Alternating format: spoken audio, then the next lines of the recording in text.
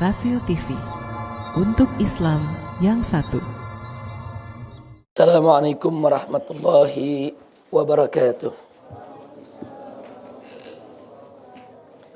Bismillah walhamdulillah wassalatu wassalamu ala rasulillah wa ala alihi wa sahbihi wa mawalah.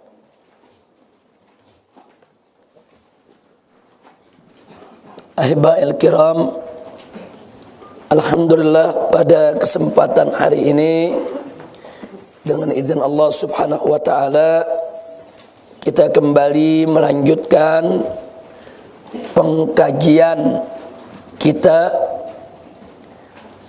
mengenai akidah, selanjutnya nanti thaqafah, kemudian ilmu faraid.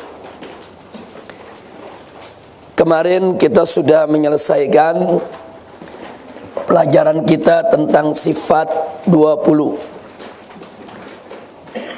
Hari ini sebagaimana pada beberapa pertemuan yang lalu saya pernah melontarkan pertanyaan kepada para peserta pesantren Ramadan, apakah Mu'tazilah itu kafir, apakah Jabariyah, Qadariyah itu bukan Islam, dan seterusnya.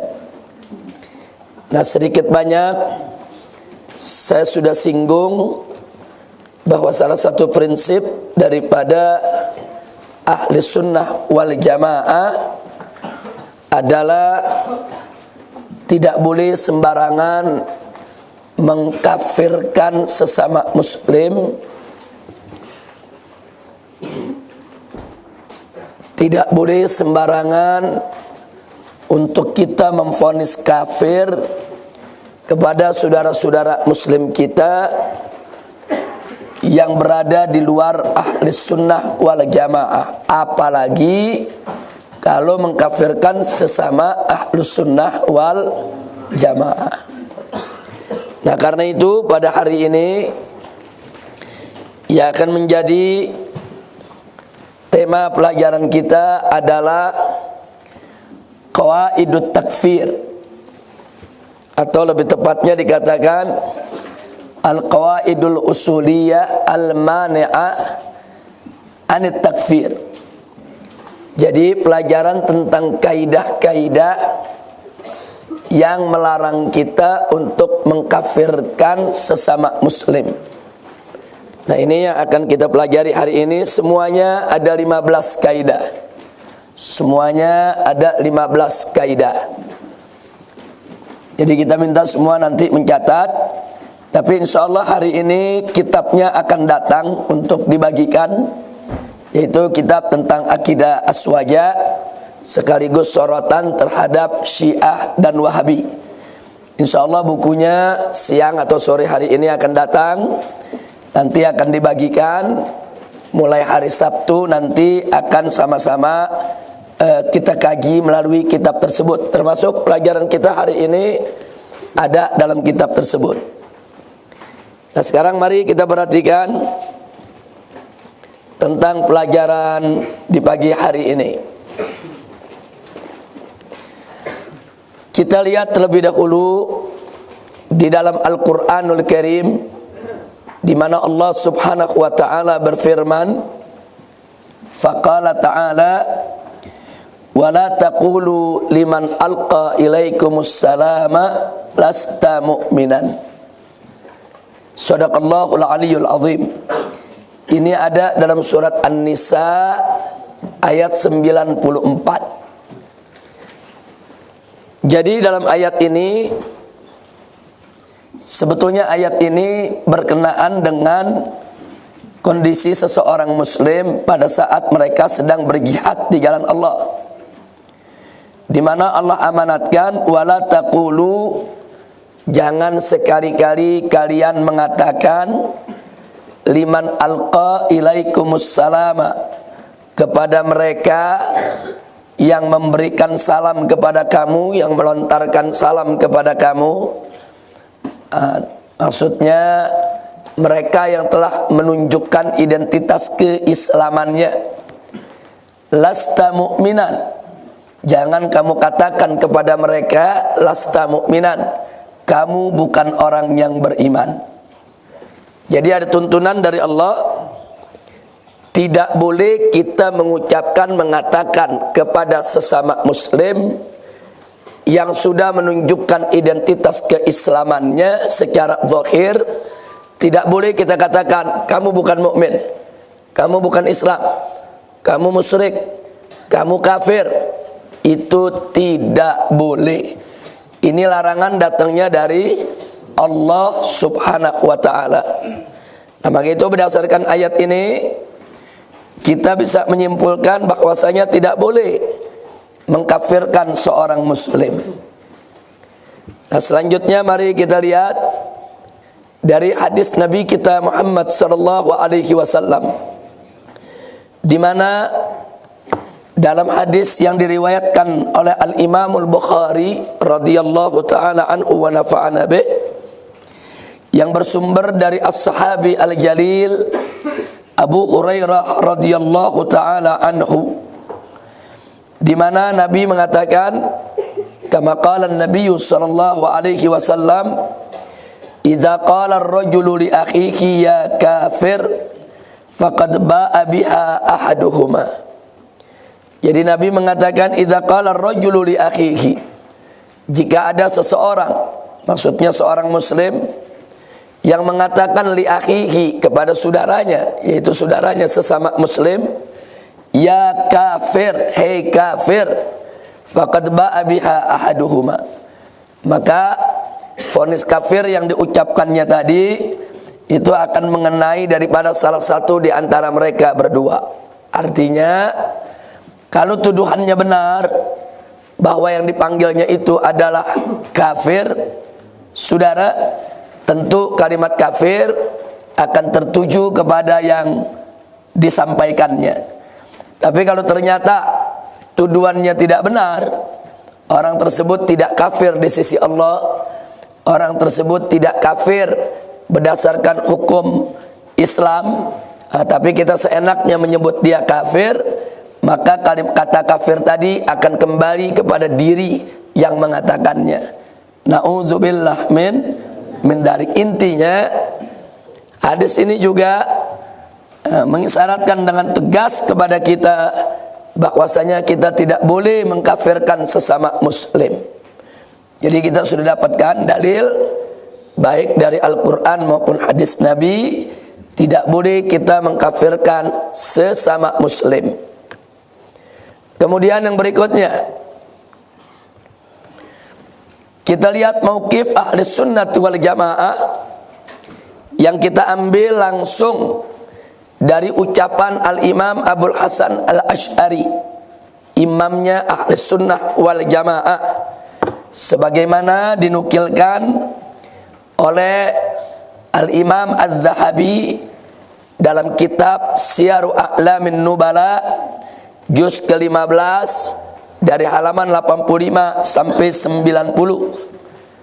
Nah, di mana saudara disebutkan di sana bahwa Imam Abul Hasan Al-Asy'ari berpesan kepada muridnya, kepada pengikutnya, beliau mengatakan, ishhad alayya anni la ukaffiru ahadan min ahlil qiblah li'annal kulla yushiruna ila ma'budin wahid wa innama hadha kulluhu ikhtilaful ibarat. Jadi beliau mengatakan, ishhad alayya, persaksikanlah olehmu atasku atau untukku, anni la ukaffiru, sesungguhnya aku ini tidak mengkafirkan ahadan, seorang pun, min ahlil qiblah, daripada ahli kiblat, yaitu daripada kaum muslimin. Li'annal kul, karena semuanya golongan dari kaum muslimin yang berbeda-beda itu, yushiruna ila ma'budin wahid, mereka itu semua menuju kepada yaitu Tuhan satu yang disembah. Ma'bud Itu sesembahan yang satu, yaitu Allah. Wa innama hadza kulluhu, sesungguhnya segala perbedaan yang ada ini hanya merupakan ikhtilaful ibarat, hanya merupakan perbedaan ibarat, perbedaan pengungkapan, di mana golongan-golongan tersebut berbeda-beda di dalam mengungkapkan pemahamannya sesuai dengan pengetahuannya masing-masing, tapi mereka tidak berbeda di dalam sesembahan mereka. Ini ungkapan yang luar biasa, dan ini menjadi pedoman bagi pengikut Asy'ariyah khususnya dan Ahlus Sunnah wal Jamaah pada umumnya, termasuk Al-Maturidi. Bagaimana Ahlus Sunnah wal Jamaah punya mauqif, punya sikap yang jelas bahwasanya tidak boleh sembarangan mengkafirkan sesama muslim walau kita berbeda madhab, walau kita berbeda aliran, selama saudara-saudara kita tadi tidak menunjukkan kufrun bawah, tidak menunjukkan kekafiran yang nyata. Nah, kalau sudah menunjukkan kekafiran yang nyata, maka wajib untuk kita kafirkan. Nah, kekafiran yang nyata bagaimana? Kalau ada seorang muslim, saudara, walaupun dia bersahadat, walaupun dia sholat, walaupun dia puasa, walaupun dia zakat, walaupun dia haji, saudara. Nah, tapi kemudian dia mengatakan ada nabi baru yang membawa syariat diutus oleh Allah setelah Nabi Muhammad SAW, atau ada utusan baru yang diutus oleh Allah sebagai nabi setelah Nabi Muhammad SAW, maka ini disebut kufrun bawah. Ini kufrun sharih, ini kekafiran yang nyata, wajib untuk kita kafirkan. Jadi jangan dipakai dalil-dalil ini untuk kita tidak mengkafirkan mereka. Tidak betul, itu salah penempatan.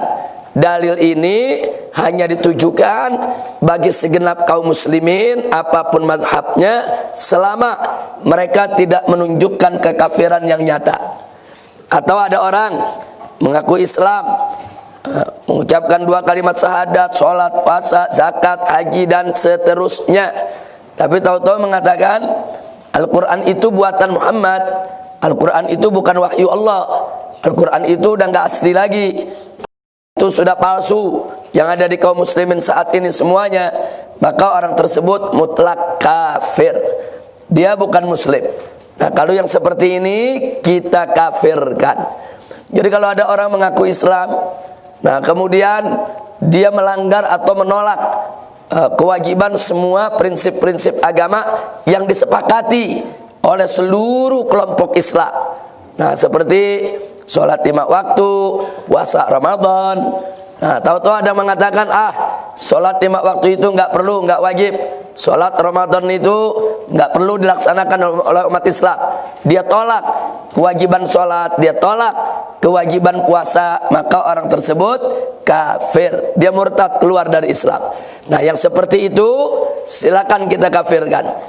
Nah, tapi kalau perbedaan-perbedaannya tidak menyangkut yang prinsip seperti itu, tidak boleh sembarangan untuk kita kafirkan. Nah, makanya ulama-ulama ahli sunnah dari dulu sampai sekarang sangat menjaga diri, sangat menjaga sikap untuk tidak mudah mengkafirkan sesama muslim. Nah, jadi jelas bahwa sikap ahli sunnah wal jamaah sebagaimana tuntunan Al-Quran dan As-Sunnah, yaitu tidak boleh mengkafirkan ahli kiblat atau tidak boleh mengkafirkan sesama muslim. Selanjutnya, mari kita perhatikan, saudara, sebelum kita masuk kepada kaidah, kita tambahkan ada kejadian yang patut untuk kita jadikan sebagai pelajaran yang tertera dalam hadis yang sahih.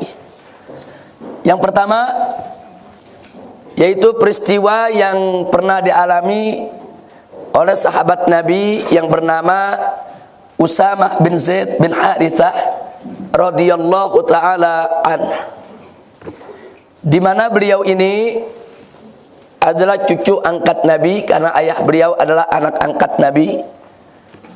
Ayah beliau gugur mati syahid dalam suatu misi jihad. Dan beliau sejak kecil, saudara, disayang betul oleh Nabi alaihi salatu wassalam, sebagaimana Nabi menyayangi kedua cucunya Al-Hasan dan Al-Husain.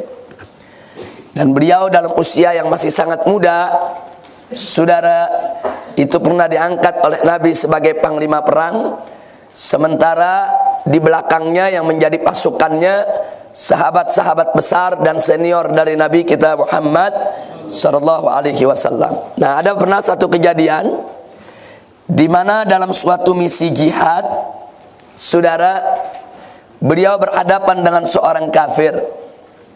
Jadi saling menyerang, saling berusaha untuk membunuh di medan perang. Nah, kemudian dengan izin Allah, beliau ini berhasil melumpuhkan daripada lawannya. Dan ketika si lawan tadi sudah ada di tangan dia, hendak dibunuhnya, tiba-tiba si lawan yang kafir ini mengucapkan la ilaha illallah. Jadi waktu dia mau bunuh, si lawan ini mengatakan la ilaha illallah. Nah, tapi Usama bin Zaid tidak peduli dengan apa yang diucapkannya, orang tersebut tetap dibunuh. Nah, perbuatan Usama bin Zaid ini menimbulkan protes dari sejumlah sahabat Nabi alaihi salatu wassalam, di mana mereka mengatakan, kenapa kau bunuh dia? Dia sudah ucapkan la ilaha illallah. Orang mengucapkan la ilaha illallah nggak boleh dibunuh. Nah, kemudian Usama bin Zaid bin Harithah berdalih, nah, dia kan pura-pura masuk Islam. Kenapa nggak dari tadi masuk Islamnya? Tadi begitu semangat membunuh kita, tadi begitu semangat nyerang kita, nah, tadi begitu semangat dia mau habisi kita. Begitu dia jatuh, udah tinggal menerima kematian, tahu-tahu diucapkan la ilaha illallah. Nah, ini hanya akal liciknya aja, dia pura-pura. Nah, tapi jawaban ini tidak membuat para sahabat puas. Selesai misi jihad, kembali ke Madinah, akhirnya mereka semua menghadap kepada Nabi Muhammad sallallahu alaihi wasallam. Nah, begitu mereka menghadap kepada Nabi alaihi salatu wassalam, mereka ceritakan, Usama ada di situ, saudara. Mereka ceritakan tentang kejadian tadi. Begitu Nabi mendengar dengan seksama cerita tersebut, dengan kesaksian sejumlah sahabat, saudara, yang tidak diragukan lagi akan kebenaran peristiwanya, kemudian Nabi menatap tajam kepada Usama bin Zaid. Dalam majlis tersebut Nabi tanya kepada Usama, ya Usama, aqatalta man qala la ilaha illallah? Apa betul kau telah membunuh orang yang sudah mengucapkan la ilaha illallah? Itu pertanyaan Nabi alaihi salatu wassalam. Kemudian Usama menjawab, ya Rasulullah, innahu qalaha makhafatas silah. Wahai Rasulullah, sesungguhnya orang tersebut mengucapkan la ilaha illallah karena dia takut dengan pedang kita, karena dia takut dibunuh, karena hanya untuk melindungi diri saja. Nah, kemudian apa kata Nabi kepada Usama? Ya Usama, afala sakakta sadrah hatta ta'lama ma fi qalbihi aqalaha amla? Hei Usama, apakah sudah belah dia punya dada, dia punya hati, sehingga kau bisa lihat isinya, dia itu mengatakan la ilaha illallah atau tidak? Apakah hatinya itu serius mengucapkan la ilaha illallah atau itu hanya main-main? Apakah kau sudah lihat hatinya? Usama terdiam, saudara. Kemudian Nabi menyampaikan kepada seluruh sahabatnya, saudara, ditegaskan oleh beliau alaihi salatu wassalam, beliau katakan, wallahi, demi Allah, ma umirtu li an asyqa ma fi butunin nas. Demi Allah, aku ini tidak diperintahkan untuk membelah daripada isi dada, isi hati manusia. Jadi Nabi itu menegaskan kepada para sahabat, Nabi enggak diutus oleh Allah untuk bedah hati manusia, untuk membelah dada manusia. Nah, artinya Nabi mengajarkan kepada para sahabat, kalau menentukan suatu hukum, lihat zahirnya saja, saudara. Jangan mengira-ngira isi hati orang. Nggak boleh. Kalau zahirnya dia sudah Islam, zahirnya dia sudah menunjukkan identitas keislaman, zahirnya dia sudah mengucapkan la ilaha illallah, selama dia belum menunjukkan kufrun bawah, maka tidak boleh dikafirkan, apalagi dibunuh dengan tuduhan dia kafir. Nggak boleh. Nah, adapun urusan hati, saudara, kita serahkan kepada Allah. Jadi al-hukmu bidz-dzawahir ammas sarair nufawwiduha ilallah. Jadi kita cukup menghukum itu dengan zahir saja. Zahirnya Islam, sebut dia Islam. Nah, urusan hati itu kita serahkan kepada Allah Subhanahu wa ta'ala. Akhirnya kata Usama, ini meriwayatkan hadis ini sendiri Usama, saudara, yang punya kejadian, pelaku artinya. Dia mengatakan, wallahi, ketika aku lihat marahnya Nabi, ketika aku lihat bagaimana Nabi menegur aku berharap aku tidak pernah dilahirkan ke atas muka bumi ini. Artinya apa? Untuk menunjukkan betapa beliau sangat menyesal. Betapa beliau sangat menyesal. Nah, pelajaran apa yang ingin kita ambil dari peristiwa ini? Perhatikan baik-baik. Ada orang kafir, saudara, baru mengucapkan la ilaha illallah, belum melakukan kebaikan apapun, belum sholat, belum puasa, belum zikir, belum sedekah, saudara, belum berzakat, belum. Dia baru mengucapkan la ilaha illallah. Itu aja yang diucapin. Dia belum melakukan kebaikan apapun, saudara. Baru mengucapkan la ilaha illallah saja, walaupun belum melakukan kebaikan apapun, sudah tidak boleh untuk kita kafirkan. Apalagi dibunuh dengan tuduhan dia kafir. Ini baru ngucapin la ilaha illallah, belum melakukan kebaikan, udah nggak boleh dibunuh, saudara. Udah nggak boleh dikafirkan. Hati-hati. Lalu bagaimana dengan orang yang bukan sekedar mengucapkan la ilaha illallah, bahkan dilahirkan dalam keadaan Islam, seumur hidupnya dia sholat, dia puasa, dia zakat, dia melakukan berbagai macam kebaikan, tahu-tahu datang seseorang seenaknya mengkafirkan dia. Ini terlebih-lebih tidak boleh, saudara. Ini ada orang kafir baru masuk Islam, hanya mengucapkan la ilaha illallah saja, belum melakukan kebaikan, udah nggak boleh kita kafirkan dan nggak boleh untuk kita ganggu dia, saudara. Nah, kemudian yang kedua, pelajaran yang kita perlu ambil di sini, saudara, si orang kafir tadi masuk Islam dalam suatu kondisi yang memang penuh tanda tanya. Kita jangan serta-merta, saudara, melihat teguran Nabi kepada Usama bin Zaid, langsung kita memandang jelek kepada Usama bin Zaid. Tidak begitu. Jadi teguran Nabi tadi merupakan tarbiyah untuk Usama bin Zaid dan untuk para sahabat, juga untuk seluruh umatnya, saudara. Itu tarbiyah yang luar biasa. Nah, kenapa saya katakan kita jangan langsung memandang jelek kepada Usama bin Zaid? Andai kata kita ada di posisi Usama ketika itu, saudara, mungkin kita akan melakukan hal yang sama. Bahkan jangan-jangan kita lebih dari itu yang kita lakukan, saudara. Ini ada orang kafir, barusan dia nyerang kita, membunuh kita, tebas kita, tusuk kita, mau hantam kita, saudara. Itu kalau kita lengah, kita mati. Kalau kita lengah, kita dicincang sama dia, saudara. Nah, tahu-tahu Allah berikan kesempatan, kita menang. Si kafir jatuh. Begitu kita mau tebas, mau bunuh, dia ucapin la ilaha illallah. Saya tanya kepada yang hadir sini, kira-kira Anda jadi bunuh apa enggak? Tetap bunuh, saudara. Tetap kita bunuh, saudara. Artinya kita ingin menimbang, kita ini enggak lebih baik dari Usama bin Zaid. Nah, iman kita ini enggak seberapanya daripada imannya Usama bin Zaid, saudara. Nah, jadi artinya kita jangan menyalahkan Usama bin Zaid dulu, apalagi sampai menghina dan melecehkannya. Enggak begitu, saudara.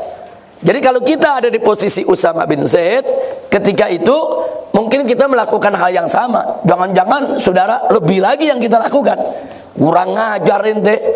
Jangan-jangan bukan sekedar kita tebas, kita potong itu, saudara.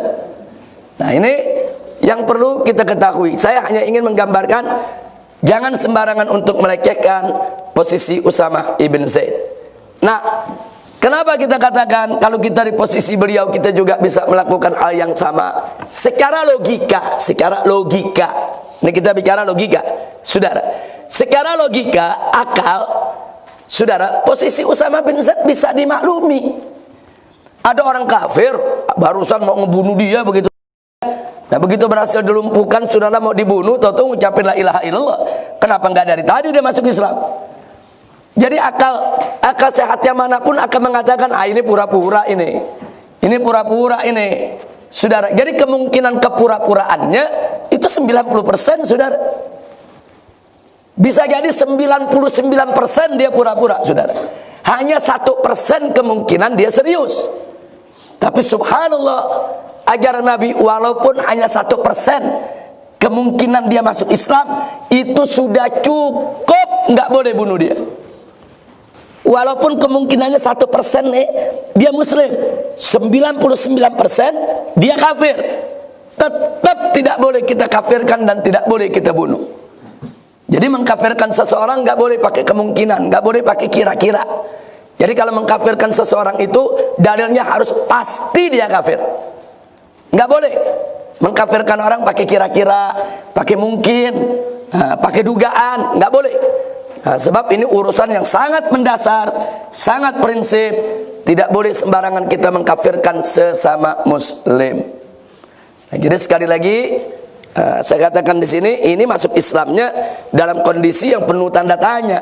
Bisa jadi 99% dia pura-pura, 1% dia serius, tapi tetap nggak boleh kita kafirkan. Lalu bagaimana dengan orang-orang Islam yang dari sejak lahir sudah Islam, saudara? Kemudian seumur hidupnya dia sholat, dia puasa, dia zakat, enggak diragukan lagi kepastian Islam dia, saudara. Nah, tiba-tiba ada kelompok yang seenaknya mengkafirkan mereka hanya gara-gara perbedaan, saudara, persoalan tawassul, persoalan tabarruk, persoalan ziarah kubur, kemudian persoalan tahlilan. Nah, saudara, dengan semangat, saudara, mereka memasukkan saudara-saudara muslimnya ke dalam kekafiran. Inna lillahi wa inna ilaihi raji'un. Nah, karena itu saudara, saya ingatkan sekali lagi di sini, semangat yang diajarkan oleh Nabi untuk tidak saling mengkafirkan sesama muslim ini harus kita jaga. Dan semangat yang pernah ditunjukkan oleh Nabi alaihi salatu wassalam, bahwa seumur hidup beliau, pagi, siang, sore, malam, kalau kita baca sejarah, Nabi itu punya semangat untuk mengislamkan orang-orang kafir. Semangat, saking semangatnya Nabi ingin mengislamkan orang-orang kafir, kalau ada seorang kafir meninggal dunia sebelum sempat diislami, Nabi murung, saudara. Bukan sedih karena orang kafir meninggal, bukan menyedihi kematian orang kafir, tapi Nabi murung. Kenapa? Sedih. Kenapa beliau belum sempat mengislamkan orang tersebut, saudara? Saking Nabi pengen mengislamkan orang-orang yang ada di sekitarnya, saudara. Nah, ini namanya semangat luar biasa. Nabi menunjukkan kepada kita seumur hidupnya melalui lembaran-lembaran sejarah daripada perjalanan hidup beliau. Beliau punya semangat tinggi untuk mengislamkan orang-orang kafir. Tahu-tahu sekarang ada kelompok nih, saudara, kelompok saudara-saudara muslim kita, mereka punya semangat terbalik. Setiap hari pagi, siang, sore, malam sibuk mengkafir-kafirkan orang Islam. Kelompok ini kafir, itu kafir, anu kafir, semua ada kafir. Jadi kalau Nabi mengajarkan kita punya semangat mengislamkan orang-orang kafir, lah kok sekarang ada kelompok yang begitu semangat mengkafir-kafirkan orang Islam.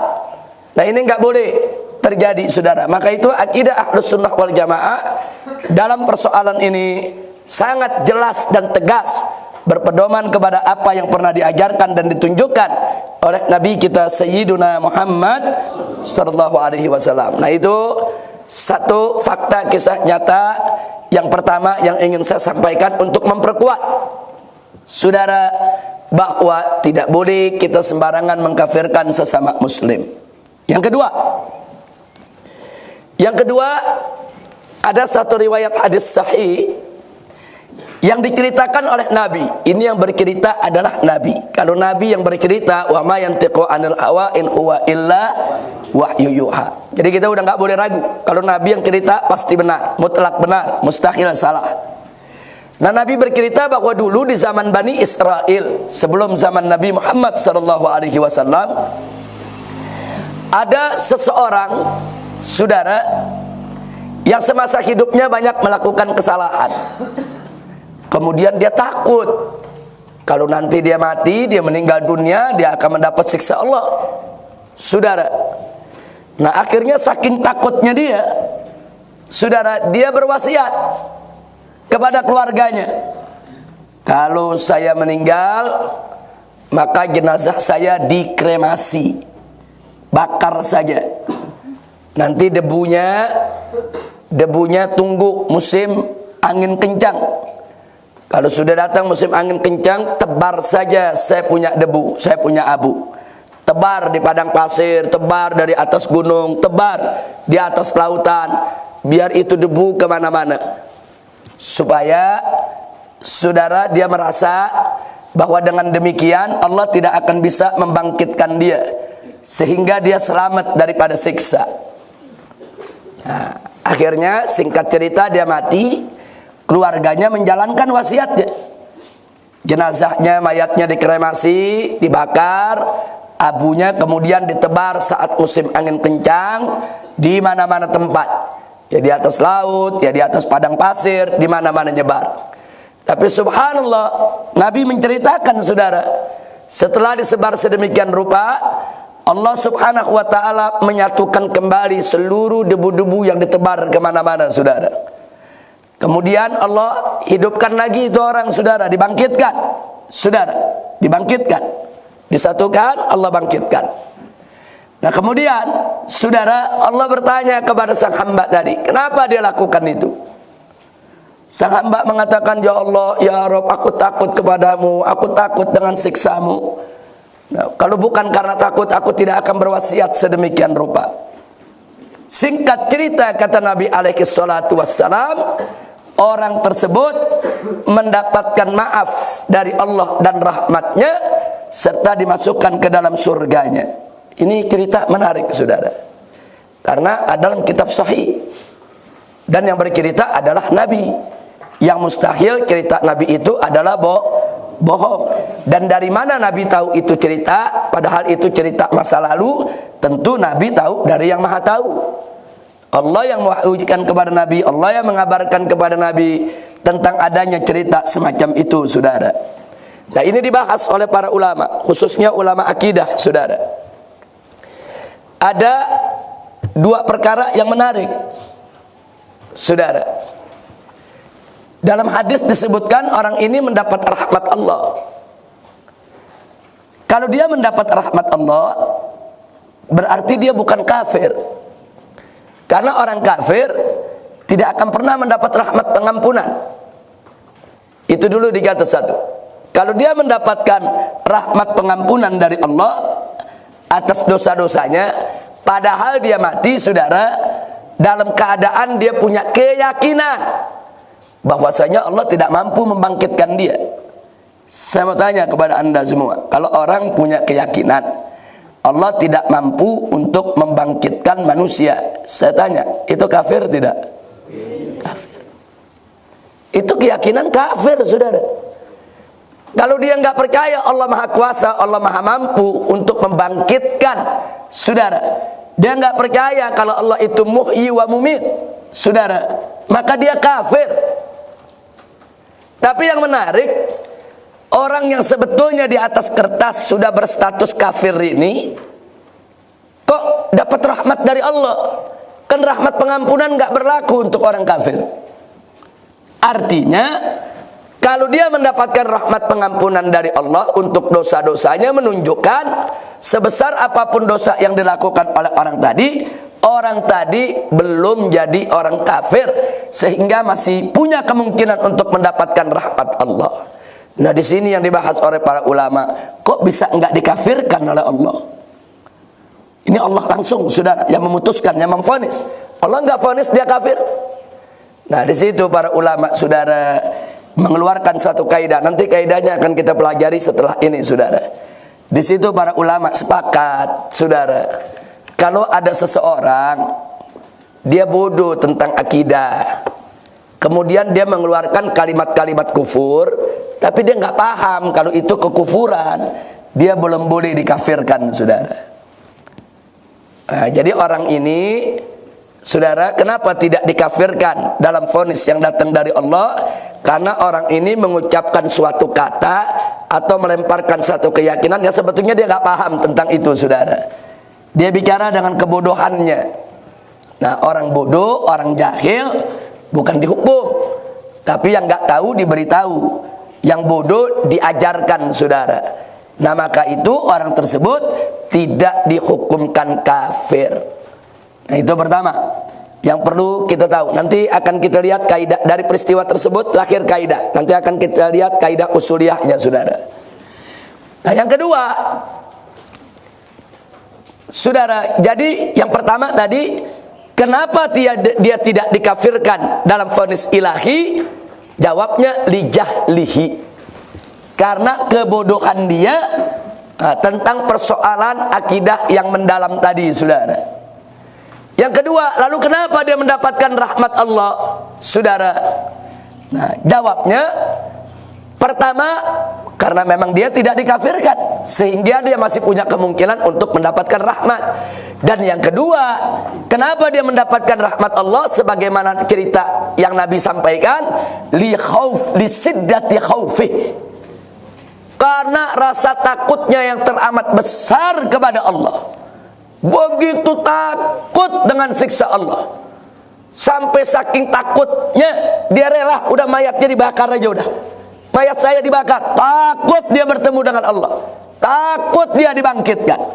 Nah, karena lisyiddati khaufi, karena rasa takutnya yang begitu besar, saudara, dan dia nggak ngerti hukum, nggak tahu hukum ketika itu, saudara, maka dia dimaafkan oleh Allah. Dia tidak divonis kafir, bahkan dia mendapatkan rahmat Allah untuk masuk surganya. Nah, ini menarik. Dari peristiwa ini kita dapat pelajaran. Jadi kalau ada orang mengucapkan kalimat-kalimat kufur tanpa dia sadar, tanpa dia paham, saudara, atau dia nggak ngerti pelajaran akidah yang begitu rinci, nggak boleh seenaknya kita kafirkan. Saya kasih contoh, anak-anak muda suka demen nyanyi lagu Ebit GAD. Ebit GAD ada syair mengatakan, mungkin Tuhan telah bosan. Ada gak? Nah, sekarang saya mau tanya, emang bosan sifat Allah?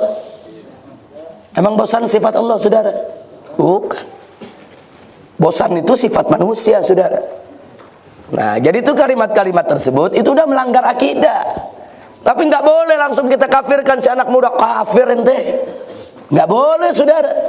Mungkin si anak muda emang nggak belajar akidah, nggak belajar sifat 20, dia nggak ngerti tentang pendalaman akidah Islam, nggak boleh dikafirkan. Tapi kita dakwahkan, ajarkan, sadarkan, tuntun supaya dia tidak melakukannya lagi, ya ikhwan. Nah, ini banyak sekali syair-syair lagu nih, saudara, kadang-kadang terlalu tinggi, akhirnya kalimatnya sudah keluar daripada aturan syariat. Nah, ini yang kita harus waspada. Kalau dia sengaja, dia ngerti, tapi dia sengaja dilakukan itu, dia kafir. Tapi kalau dia tidak ngerti, nggak boleh sembarangan untuk dikafirkan. Allah saja yang maha tahu, saudara, enggak mengkafirkan seenaknya. Hambanya mengatakan Allah enggak mampu, yaitu untuk membangkitkan dia, saudara. Lijahle, karena bodohnya itu orang. Nah, kecuali kalau itu orang, saudara, sudah dikasih tahu, sudah diberikan pelajaran, sudah ada pihak-pihak yang mendakwahkan dia bahwa Allah itu maha membangkitkan, tapi dia tetap keras kepala, nggak mau percaya, nggak mau ikut tuntunan para ulama, itu lain cerita. Nah, tapi kalau betul-betul dia awam, dia nggak pernah belajar, jauh dari ulama, nah kita harus mudah memaklumi dan tidak boleh sembarangan mengkafirkan. Nah, itulah dua fakta sejarah yang ada dalam kitab Sahih yang harus kita garis bawahi, yang intinya sekali lagi tidak boleh kita sembarangan mengkafirkan sesama muslim. Baik, selanjutnya mari kita masuk kepada kaidah-kaidah yang ada. Kaidah yang pertama, ini kita berikan judul Al-Qawaidul Usuliyah Al-Mani'ah Anit Takfir.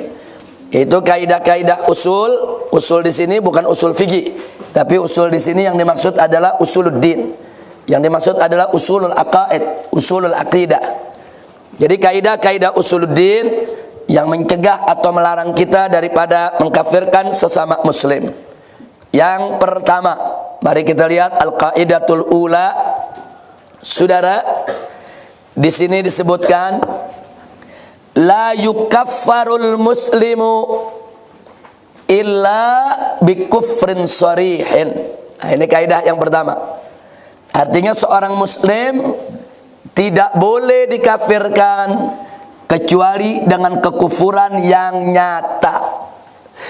Tadi sudah saya sampaikan apa yang dimaksud dengan kekufuran yang nyata.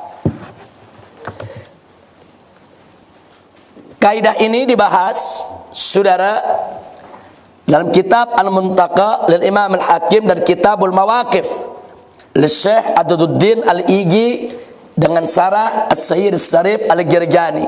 Ini dibahas dengan panjang lebar dalam referensi yang saya sebutkan tadi, yaitu la yukaffarul muslimu illa bikufrin sharih. Jangan sekali-kali kita mengkafirkan seorang muslim kecuali kalau si muslim melakukan kekafiran yang nyata. Kekafiran yang nyata seperti meyakini Allah itu beranak, meyakini ada nabi baru setelah Nabi Muhammad, meyakini kalau Al-Quran itu buatan Muhammad bukan wahyu dari Allah, atau orang yang menolak kewajiban sholat 5 waktu, atau puasa Ramadan, atau syariat zakat dia tolak. Saudara, itu kekafiran yang nyata. Kalau kafir nyata silakan dikafirkan, tapi bukan kekufuran yang nyata, jangan sekali-kali kita kafirkan. Ini kaidah yang pertama. Kita masuk kaidah yang kedua. Kaidah ini nanti ada dalam buku kita. Bukunya akan dibagikan. Kaidah yang kedua, mari kita lihat al-qaidatus tsaniyah. La yukaffarul muslimu bisyubhatin aw syakkin. Artinya seorang muslim tidak boleh dikafirkan dengan suatu kesamaran atau keraguan. Jadi kalau kita masih ragu, saudara, dia kafir atau muslim, saudara masih ragu, jangan sekali-kali kita kafirkan. Atau dikafirkan dengan suatu kesamaran, dengan suatu subha. Nah, suatu subha yang bisa dimaknai dia kafir, bisa juga enggak, relatif. Nah, jadi kalau masih relatif, bisa kafir, bisa enggak, masih samar, masih ragu, tidak boleh kita kafirkan. Nah, ini dibahas oleh Abu Ya Sayyid Muhammad bin Alwi Al-Maliki dalam kitabnya At-Tahdhir Minal Mujazafa fi Bitakfir halaman 26. Dan juga dibahas dalam kitab Insaf Ahli Sunnati wal Jamaah li Syekh Muhammad Saleh Yusuf Al-Ali di halaman 57. Dan ini kaidah yang kedua. Jangan pernah mengkafirkan seseorang, saudara, dengan suatu hujah, argumentasi, dalil atau alasan, saudara, yang masih samar, penuh keraguan. Kaidah yang ketiga, al-qaidatus tsalisah, la yukaffarul muslimu bimuhtamalin aw dhannin. La yukaffarul muslimu bimuhtamalin aw dhannin. Artinya seorang muslim tidak boleh dikafirkan dengan suatu kemungkinan atau perkiraan. Jadi kalau kita masih ngira-ngira, ya mungkin dia kafir, kira-kira, duga-duga, ya menurut dugaan saya dia kafir, terus kita kafirkan, enggak boleh, saudara. Tidak boleh mengkafirkan seorang muslim dengan dari kemungkinan atau perkiraan. Nah, ini kaidah ini bisa kita dapatkan dalam kitab Al-Bahrur Ra'iq Syarh Kanzid Daqaiq lil Imam Zainuddin Ibnu Nujaim Al-Hanafi juz 3 halaman 428. Jadi kalau kita bicara akidah, Jangan kaget nanti kita ambil dari kitab mazhab Imam Malik, dari mazhab Syafi'i, dari mazhab Hambali, dari mazhab yaitu saudara Abu Hanifah, karena mereka pada prinsipnya semua berakidahkan ahlus sunnah wal jamaah. Dalam fikih mereka berbeda-beda, tapi dalam urusan akidah mayoritas ulama-ulama Hanafi itu ikut mazhab akidah Maturidiyah. Sedangkan mayoritas daripada mazhab Imam Syafi'i, Maliki dan Hambali, saudara, itu ikut akidah daripada Asy'ariyah. Makanya ulama Hanafi identik dengan Maturidi, ulama Syafi'i dan Maliki identik dengan Asy'ari. Sedangkan Hambali terbelah dua. Fudalaul Hanabilah, ulama-ulama besar di kalangan Hanabilah, mereka ikut Asy'ari. Nah, tapi ada segelintir pengikut Imam Ahmad ini terpengaruh dengan akidah tasbih dan tajsim seperti Imam Al-Barbahari. Imam Barbahari itu imam besar mengikuti mazhab Imam Ahmad, tapi pola fikirnya saudara tidak lagi mengikuti daripada akidah Maturidi ataupun akidah Asy'ariyah. Nah, makanya jangan kaget kalau belakangan ini kadang-kadang mazhab Hambali diidentikan yaitu dengan pemahaman tasbih, pemahaman tajsim, atau zaman sekarang diidentikan dengan Wahabi dan seterusnya, karena ulama-ulama mereka yang mengusung akidah yang diajarkan oleh Imam Barbahari begitu dominan. Nah, sehingga mereka akhirnya dianggap sebagai musabbih atau mujassim, atau paling tidak mereka ini dianggap saudara sudah tidak lagi mengikuti akidah Asy'ari dan Maturidi. Nanti akan kita bahas panjang lebar tentang itu dalam kitab kita. Nah, baik, ini juga dibahas dalam kitab Insaf Ahli Sunnah wal Jamaah oleh Syekh Muhammad Shalih Yusuf Al-Ali yang tadi kita sebut di halaman 58. Nah, inilah kaidah yang ketiga. Kalau tadi dalam kitab Bahrul Ra'iq juz 3 halaman 428. Sekarang kita masuk kaidah yang keempat. Al-qaidatur rabi'ah. La yukaffarul muslimu bidzambin au khata'in au maksiatin au bid'atin wala tumna'us salatu khalfahu. Jadi seorang muslim tidak boleh dikafirkan lantaran suatu dosa yang dia lakukan, sebesar apapun dosa itu, saudara. Jadi jangan dikafirkan lantaran dia mencuri, jangan dikafirkan lantaran dia berzina, jangan dikafirkan lantaran dia membunuh, nggak boleh, saudara. Ya, dia berdosa. Sebesar apapun dosa yang dia lakukan, dia seorang asi, dia seorang asim, dia seorang pelaku maksiat, dia seorang pendosa, tapi tidak boleh kita kafirkan, kecuali kalau dia menghalalkan perbuatan munkar yang dilakukannya. Dia berzina, terus dia katakan zina itu nggak dosa, zina itu halal, kafir, saudara, murtad, keluar dari Islam. Tapi kalau dia berzina, dia masih mengakui berzina itu dosa, berzina itu haram, saudara, tapi dia lakukan dengan tidak menghalalkan perbuatan zina tersebut, tidak boleh dia dikafirkan. Jadi tidak boleh seorang muslim dikafirkan lantaran suatu dosa au khata'in, atau suatu kesalahan dalam berpendapat, atau karena kesalahan dalam ijtihadnya, nggak boleh untuk dikafirkan. Au maksiatin, atau karena melakukan suatu maksiat, sama dengan tadi bidzambin, itu dengan dosa, saudara.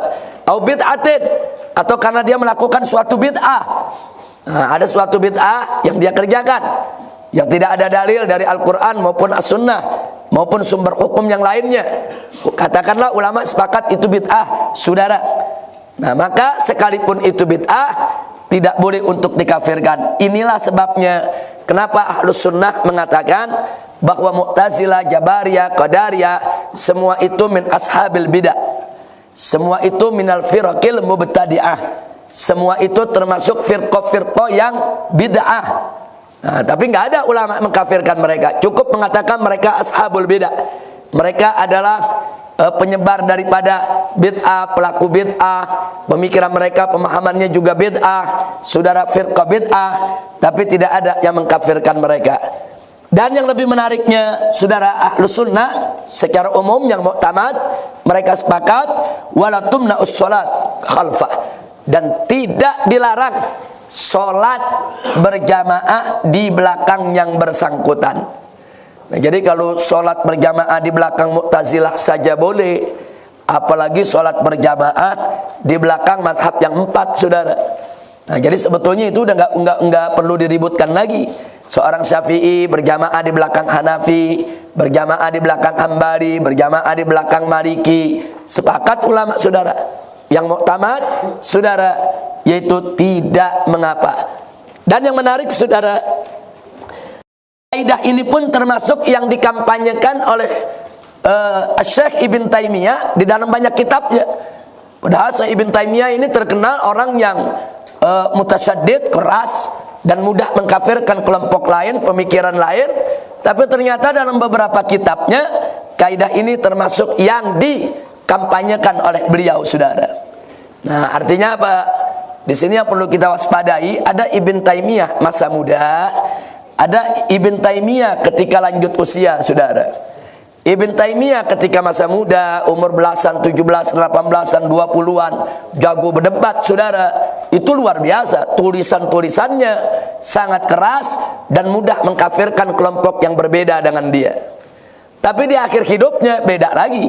Beliau punya Majmu' Rasail. Nah, itu risalah-risalah yang beliau tulis, saudara. Baik yang beliau kumpulkan maupun yang beliau kirimkan kepada murid-muridnya. Itu penuh dengan ajaran tasawuf. Itu penuh dengan ajaran-ajaran, saudara, yang tidak boleh seseorang sembarangan untuk mengkafirkan orang lain.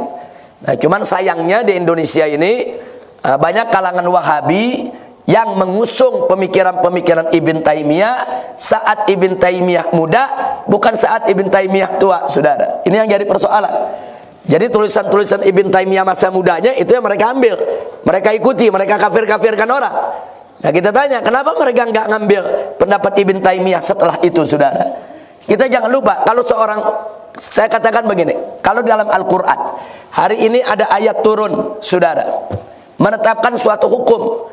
Terus di waktu kemudian turun lagi ayat, saudara, menetapkan hukum yang berbeda.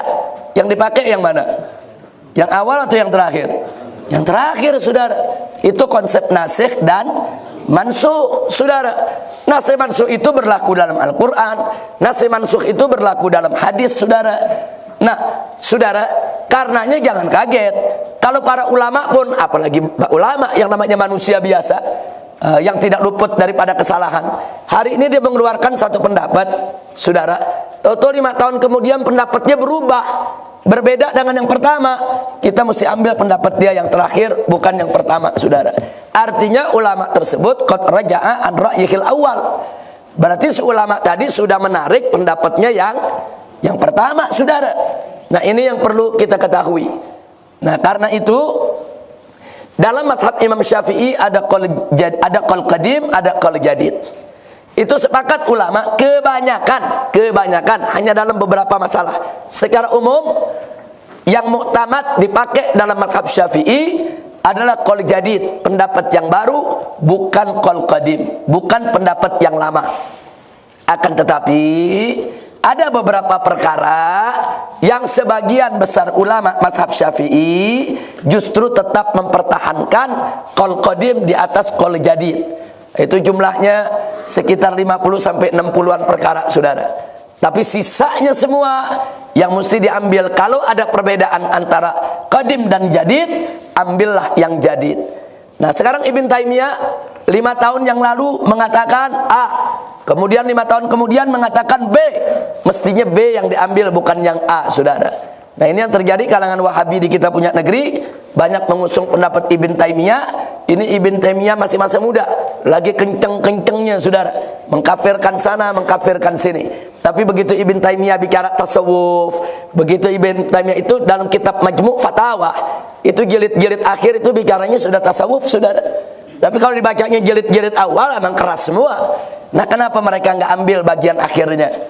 Nah, kalau mereka ambil bagian akhirnya, mereka nggak bakal mungkin untuk mudah mengkafirkan sesama muslim. Nah, ini yang perlu kita ingatkan. Nah, kaidah yang barusan kita baca ini dibahas juga oleh Al-Imam An-Nawawi dalam kitab Syarah Sahih Muslim juz 1 halaman 150. Baik, kita lanjutkan kaidah yang kelima. Al-qaidatul khamisah, la yukaffarul muslimul muta'awwilu fit takfiri ghairihi au qitalih. Artinya, seorang muslim tidak boleh dikafirkan lantaran takwilnya dalam mengkafirkan atau memerangi muslim lainnya. Saya kasih contoh. Ada seorang muslim atau kelompok muslim, mereka beriktihad melihat kelompok muslim lain itu sudah berhak untuk diperangi karena kesalahan mereka. Ini ijtihad mereka, mereka mentakwilkan, saudara. Tapi bukan dengan takwil dengan hawa nafsu, bukan. Mereka punya hujah yang bisa dipertanggungjawabkan. Menurut mereka kelompok itu berhak untuk diperangi, berhak untuk dibunuh, saudara, atau bahkan berhak untuk dikafirkan. Nah, karena kelompok sana mengatakan begitu, saudara, menurut mereka ini kafir, mereka kafirkan. Nah, kalau kita dapatkan kelompok seperti ini, kelompok ini pun tidak boleh kita kafirkan, saudara. Ada satu kelompok, katakan kelompok A, saudara, dia mengkafirkan kelompok B dengan dalil bla bla bla bla bla. Nah, si A ini tidak boleh untuk kita kafirkan selama dia mengkafirkan orang lain, saudara, dengan takwil pemahaman yang selama ini dipahaminya. Termasuk sekalipun dia memerangi kelompok lain, tidak boleh kita kafirkan. Kita boleh salahkan dia, kita boleh katakan dia salah berikhtihad, kita boleh katakan dia gagal paham, kita boleh katakan dia telah nyeleweng, yaitu dari ajaran yang benar, tapi tidak boleh kita kafirkan. Oleh karena itulah, saudara, ketika terjadi perang di antara para sahabat Nabi, ada pasukan Sayyidina Ali, ada pasukan Muawiyah, ada pasukan Sayyidatuna Aisyah, saudara, dengan Zubair dan Tolha-nya, saudara. Mereka berperang, saling bunuh, saudara. Nah, sekarang apa boleh kita mengkafirkan salah satu pihak? Nggak boleh. Ini yang dijadikan kaidah, saudara. Jadi Sayyidina Ali memerangi Muawiyah punya hujjah, punya dalil. Nah, hujjahnya apa? Dalilnya apa, saudara? Hujjahnya Sayyidina Ali, sepintas lalu saja, bahwa beliau sebagai khalifah, saudara, punya hak untuk memadamkan pemberontakan dalam bentuk apapun. Dan itu dibenarkan oleh para ulama. Jadi Sayyidina Ali memerangi mereka punya dalil. Maka itu pasukan Sayyidina Ali, saudara, baik ijtihadnya benar ataupun ijtihadnya salah, tidak boleh dikafirkan. Begitu juga Muawiyah, begitu juga Sayyidatuna Aisyah. Ketika mereka mengerahkan pasukan, saudara, mereka punya dalil. Dalil mereka bukan mau lawan Sayyidina Ali, tapi mereka mau mengejar orang-orang yang membunuh Sayyidina Utsman yang bersembunyi di balik pasukan Sayyidina Ali, yang menjadikan pasukan Sayyidina Ali itu sebagai tameng mereka. Nah, jadi bukan mereka memerangi Sayyidina Ali-nya, tapi karena Sayyidina Ali yang memimpin pasukan tersebut, terpaksa perang itu harus terjadi. Artinya Siti Aisyah punya dalil, Zubair punya dalil, saudara, Tolha punya dalil, Muawiyah punya dalil. Nah, soal dalil mereka benar atau enggak benar, itu persoalan lain, saudara. Itu persoalan ijtihad. Walaupun ijtihad mereka salah, sebagaimana disepakati oleh ulama Ahlus Sunnah bahwa Ali fil haq, bahwa Sayyidina Ali ijtihadnya benar, sedangkan mereka semua ijtihadnya salah. Sepakat ulama Ahlus Sunnah. Tapi jangan mentang-mentang ijtihad mereka salah, terus kita jadikan dalil untuk mengkafirkan mereka. Enggak boleh. Mengkafirkan Sayyidatuna Aisyah, mengkafirkan Tolha, mengkafirkan Zubair, mengkafirkan Muawiyah, nggak boleh, saudara, haram. Nah, ini jadikan pegangan al-qaidah, saudara. Jadi kaidah yang kelima, tidak boleh mengkafirkan seorang muslim yang mentakwilkan, yang berijtihad, punya pendapat di dalam mengkafirkan orang lain atau memerangi orang lain, saudara. Nah, ini dibahas, saudara. Ini menarik. Tadi saya katakan, ini ditulis oleh Syekh Ibn Taimiyah di dalam kitab Majmu' Rasail. Jadi dalam Majmu' Rasail Syekh Ibn Taimiyah dengan panjang lebar, saudara, beliau bahas ini. Beliau bahas ini. Artinya apa? Ini sikap Ibn Taimiyah ternyata, saudara, tidak seperti yang digembar-gemborkan oleh kalangan Wahabi. Ibn Taimiyah, saudara, di masa-masa akhirnya ketika menulis rasailnya nggak gampang untuk mengkafir-kafirkan orang lain. Karenanya Al-Imam Adz-Dzahabi di dalam kitab Syiar A'lamin Nubala ketika membahas tentang Ibn Taimiyah, ini Syiar A'lamin Nubala semacam ensiklopedi, saudara, ensiklopedi tentang sahabat, tentang tabi'in, tabi'in, ulama-ulama salaf. Nah, salah satu nama yang dicantumkan adalah Ibn Taimiyah. Kalau kita baca di sana, Al-Imam Adz-Dzahabi mengatakan, saudara, bahwa Ibn Taimiyah qad raja'a anit takfir. Ibn Taimiyah telah kembali, saudara, atau menarik diri daripada sikap takfir. Ini yang bicara muridnya langsung. Al-Imam Adz-Dzahabi itu muridnya Ibn Taimiyah yang mengarang kitab Syiar A'lamin Nubala, dan dia mempersaksikan bahwa saya punya guru itu ketika akhir hidupnya itu kembali daripada sikap takfir. Dia melarang para pengikutnya untuk mengkafirkan sesama muslim, saudara. Dan ini dibahas dengan panjang lebar oleh Profesor Dr. Yusuf Al-Qaradawi dalam kitab Fatawa Mu'asirah juz keempat. Ini ada juz yang terbaru, juz keempat. Beberapa waktu yang lalu hanya 3 juz, ada juz keempat sudah diterbitkan, kumpulan fatwa daripada Profesor Dr. Yusuf Al-Qaradawi. Beliau bahas dengan panjang lebar soal ini di halaman 280 daripada jilid yang keempat. Nah, inilah kaidah yang kelima. Baik,